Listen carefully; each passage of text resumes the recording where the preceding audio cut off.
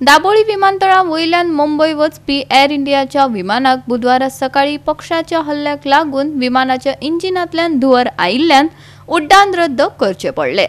सकाळी 6:45 वरांचेर घडिल्ले हे घडणुकेत 116 प्रवाशांचो आस्पाव आसलो। ताका लागून विमान फुडले तपासणे खातीर परत एप्रनात वेले।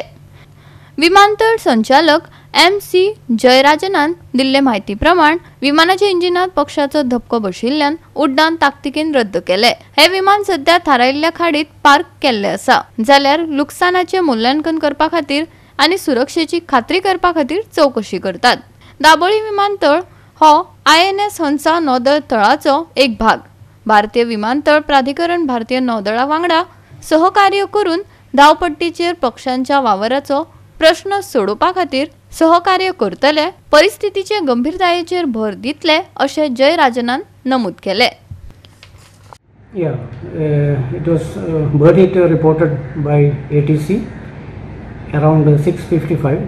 The flight was Air India 684 Goa to Mumbai. Smoke noticed on left engine. Takeoff aborted and flight took back to Akron.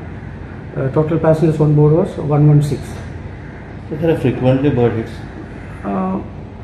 So it is not like that frequently.